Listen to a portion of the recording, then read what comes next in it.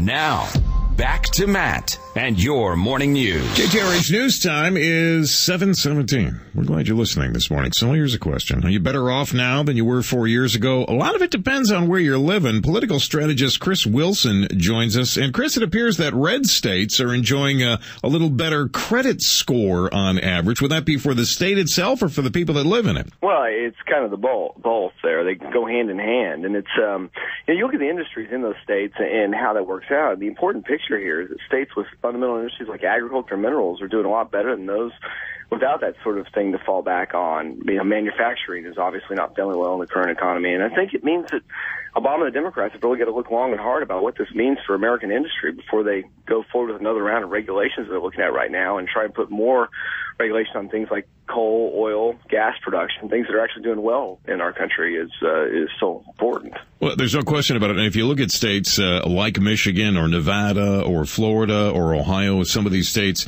that took a lot of federal money with a lot of strings attached to it, I mean, you're seeing the results of that. And it seems to me that states that really believe that, smaller government was better are enjoying a better credit score overall. And the people that are living in those states are just seeing a little better economy.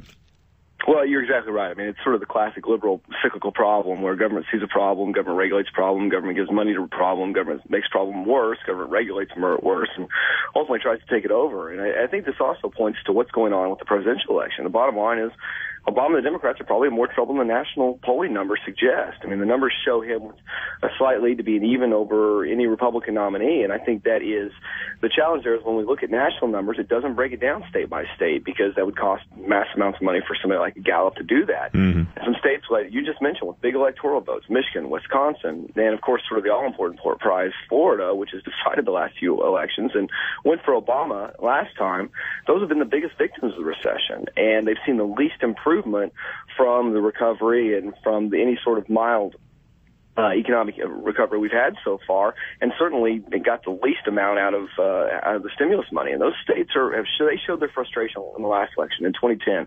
They elected a lot of Republicans, and I think you're going to look to see Obama struggle with winning those states in 2012. I agree, and I think that you'll see on Super Tuesday you got a lot of those blue states that are involved in that. And although Obama may have won those states 4 years ago because of exactly what you just said, we may see a real big turnaround in some of those swing states.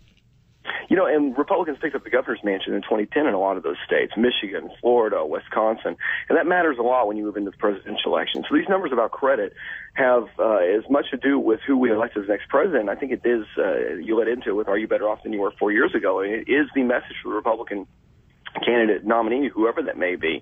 And even though you see Obama's numbers rebounding, you see the economic numbers rebounding, Gallup's recent numbers show that may be a trend that is discontinuing. And a lot of economists argue that the reason that we have seen the economic numbers rebounding is because people are just stopped looking for jobs. Mm-hmm. So unemployment hasn't actually gone down. People have just given up.